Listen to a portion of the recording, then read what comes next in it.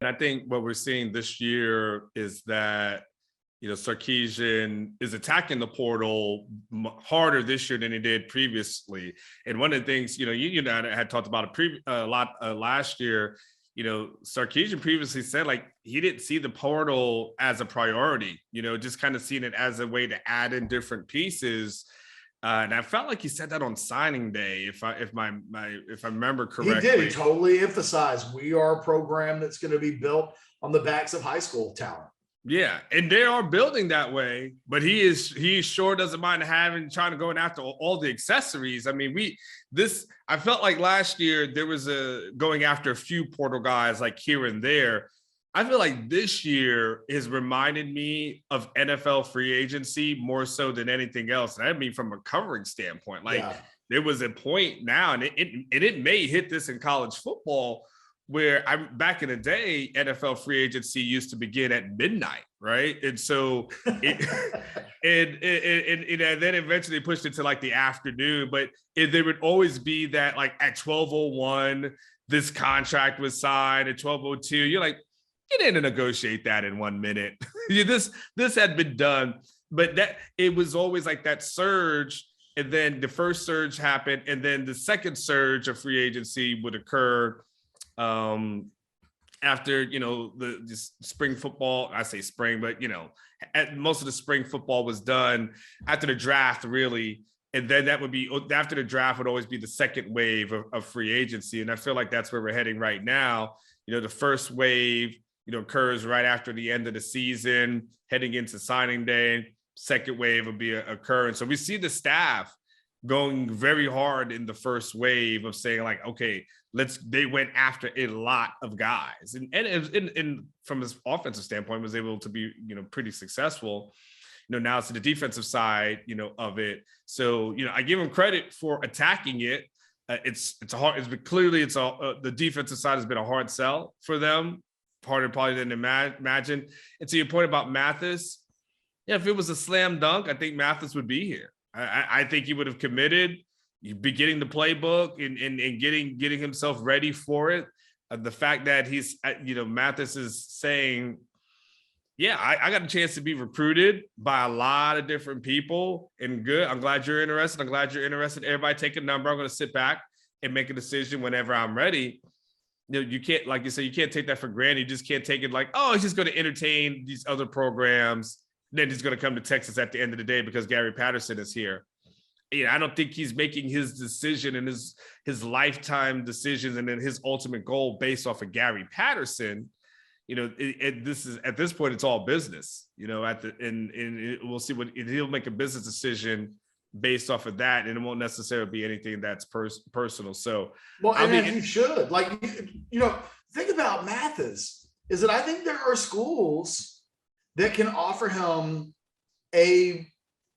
what does he want? He wants a platform to improve his NFL stock. A lot, the kids in the SEC view that as being in the SEC. He could also see it that way if he has SEC offers. The other thing is, I'm sure he doesn't want to be splitting reps with freshmen. I mean, he's a guy that's going to want to be in on every third down that Texas has if he's on the roster this season. And there will be guys like Justice Finkley and Jamon Tapp and many guys from the freshman class that probably get some playing time, probably get some reps. I don't know that for Mathis, Texas is the best platform. Now, Texas really needs him, but that doesn't mean it's the best possible situation for him. And the last thing he'd want to do is come to Texas, produce less stats than he did a year ago because he's involved in a timeshare. So it'll be interesting to see how Texas deals with, he wants to play in a 4-man front. Texas is viewed as playing with a 3-man front, although, you could always say, well, look, our edge guy sometimes is in a 2-point stance, sometimes in a 4-point stance.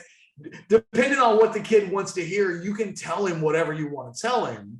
I think the Mathis recruitment is going to be really interesting because the recruiting class that Texas just signed specifically probably impacts chasing after an edge rusher as much as anything, you've got to be able to convince that, you got to be able to assure that kid that in coming to Texas, he's not going to go backwards. And he's not going to go backwards because he's going to be sharing snaps. I mean, that's a real thing. I mean, Texas, I would imagine when we get through the spring, Texas would love to have somebody at that edge position who's a young player who looks like a guy that can be the answer. And if you have that, that guy's going to play. So it's one of the things that they've got to juggle in recruiting guys in the portal is the young talent that they have, which 70% of this roster right now, Anwar, is either a sophomore, redshirt freshman, or going to be a true freshman. 70%. So you want to build with young guys. You want to grow with the young guys, but you also want to get guys through the portal that upgrade your talent level, especially in the two deep, especially in the starting lineup. Getting those guys, part of it, I think, is just you're going to have to be able to convince the Ochaun Mathises of the world that Texas is perfect for them in a lot of different ways. And that also includes you don't have to worry about playing time. There will be other schools that will recruit him that will say, hey, we can get you NIL deals. Hey, you can come play for us and be on a good team. We don't have freshmen that you have to worry about. Maybe he wouldn't be worried. Maybe I'm just talking about something that's never crossed his mind, but that feels naive. So I think they've got to really hammer down what their sales pitch looks like. And they have to find that answer. They can't emerge in August without additional improvements, because it's the thing that's going to make the offense really better in 2022. Really. And if you have it on one side of the ball and you don't have it on the other, and then the other struggles, I think it's going to be pretty glaring in terms of when we talk about why did those two things seemingly go in completely different directions from each other. Talent matters, and experienced, proven quality talent really matters. Texas has shown us they want improvements. And they've gone after linebackers, and they've gone after DBs. Haven't been a ton of edge guys. They did offer the Jared Verse guy that from Albany who signs with Florida State. They tried. They were a little late in. They were really late on Verse. I think, again, be proactive, be on the front foot, live in the gray area that every SEC school lives in. Is it against the rules? Well, what rules are we talking about? You have to answer these questions with rhetorical questions and realize, look, prepare yourself for the terrain that you're about to live in when you eventually do make that SEC move.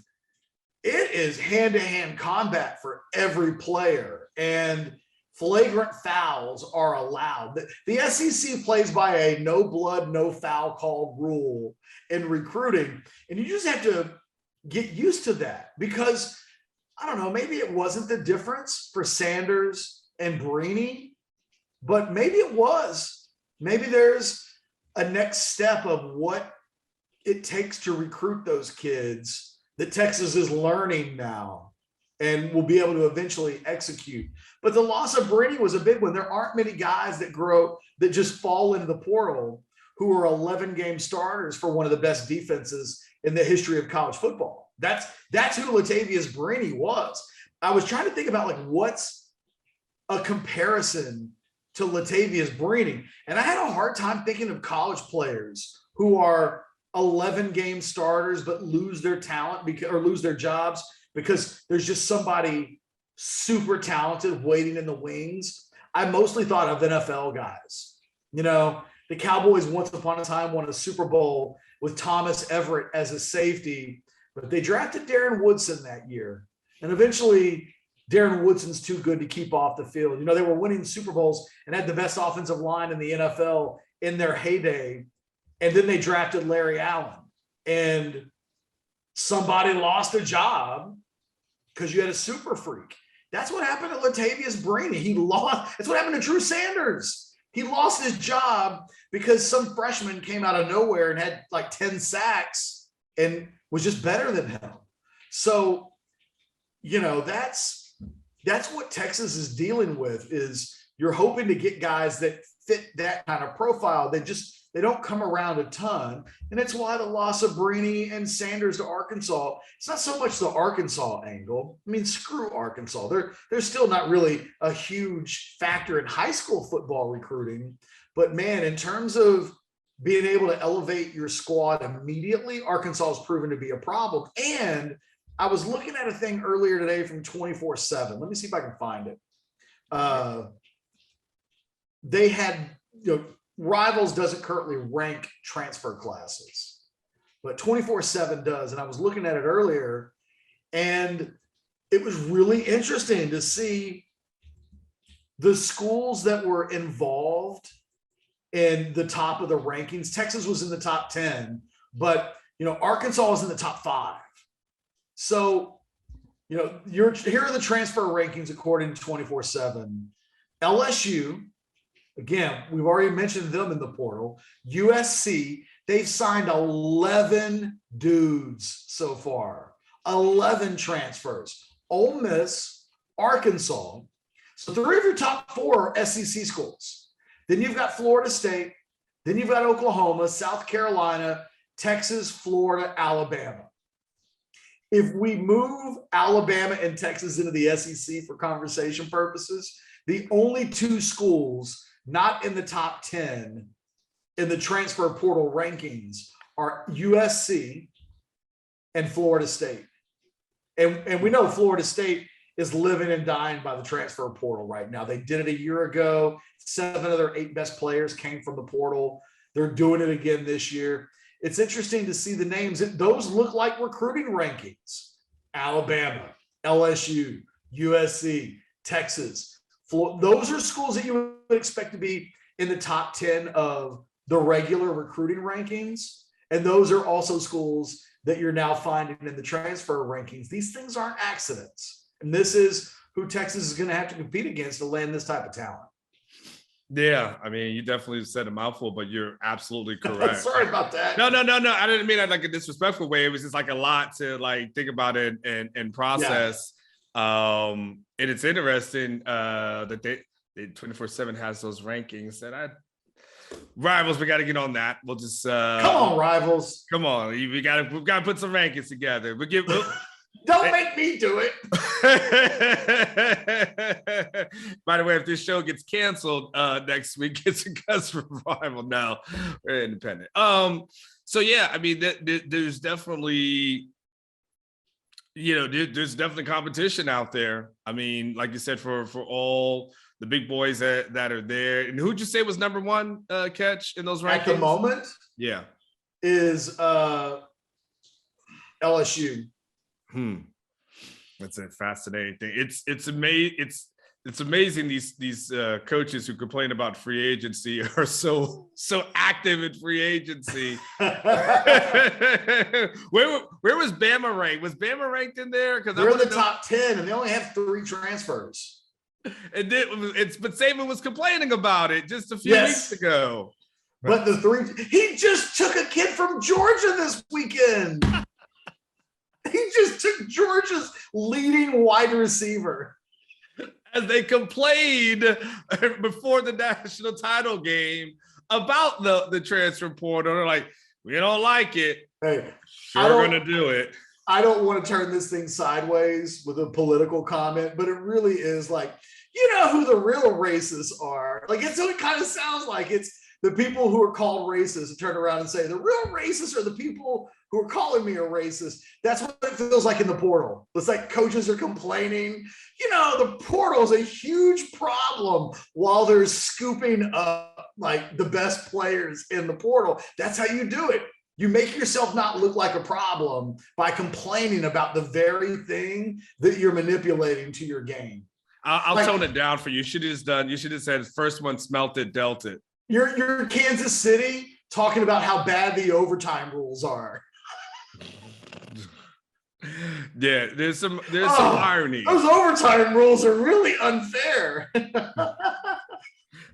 Just ignore how it benefited us previously. So yes, no, It's no, I just found that to be pretty ironic, as far as that is concerned. Yes. No, you said it all. I've got nothing else to add into to that conversation. Any final parting shots on a Monday Overreaction show brought to you by the Rogue Apothecary, guys? Anything we need to say about the NFL? I'll just say this.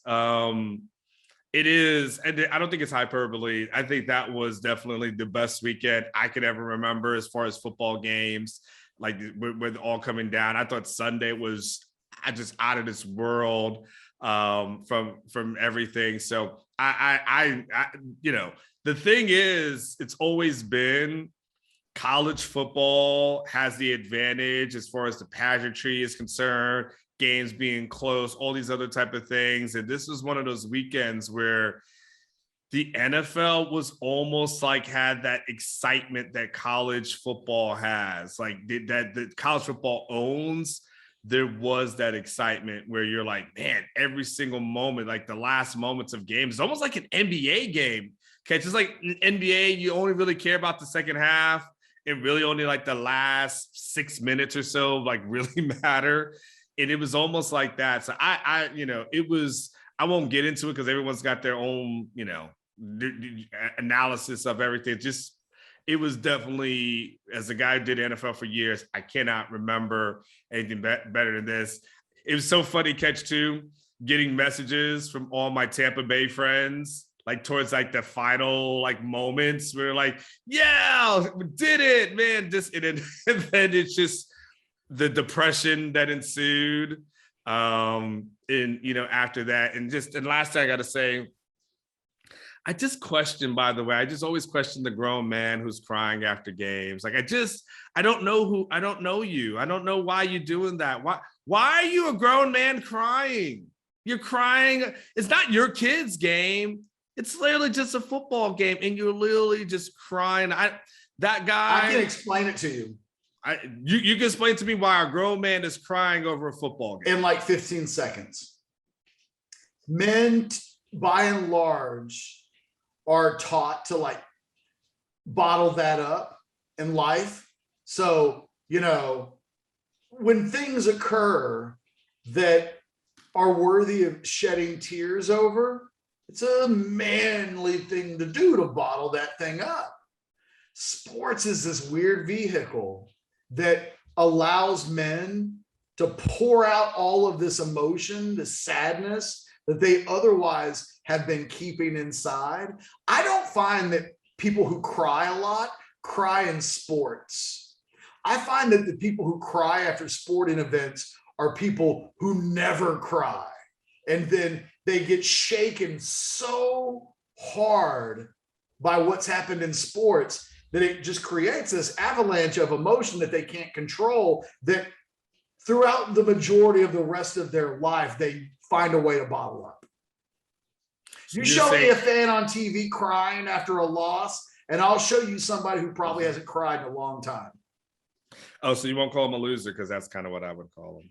Oh man, you call him. So you have sympathy on said person who grown ass man who probably ain't crying at a funeral, that's what I'm saying. Is crying because the Bills lost. Yes, I'm saying that there's definitely something out of. Look, I'm a crier, man. Like I cry. I just lost a dog. I've cried like every day for like the last week. I've been a crying fool. But you know what didn't make me sad? Like the Cowboys losing the Super Bowl, that didn't do it. Like, because I'm in complete harmony with when I need to feel true sadness. I let that sadness flow. I don't have to tell you. Like you and I are from we're the last generation from the truly stoic men, the men of World War II. Who just never cried about anything because of the shit they saw in their lives. We were born during the Vietnam War, though, at least, weren't we? I was not. I was born in the middle of the 70s. Okay. I'm a bicentennial baby. I missed all of that, and so.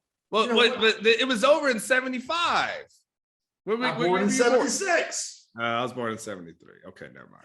Don't lump me in there. Look, I'm going to say something. This is how I will end the Monday Overreaction show.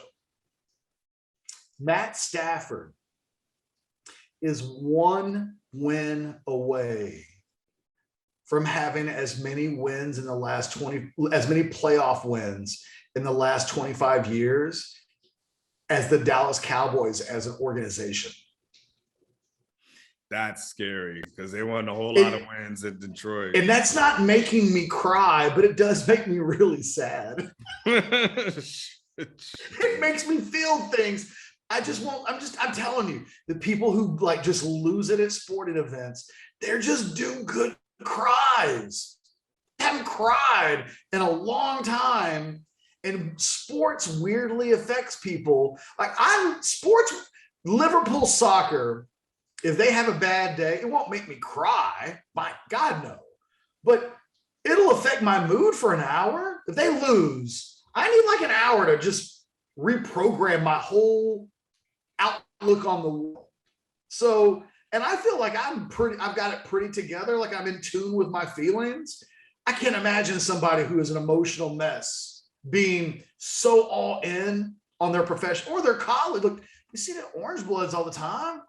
Don't tell me some of the lunatics on our board don't occasionally get moved to the point of tears. They just need good cries. So while it's a bit sad sometimes to see the grown people with the player jerseys and the face paint and like some dude's like crestfallen and fallen into his woman's arms while he's like, she's holding him while he's like, I smile at that because the optics of it are funny.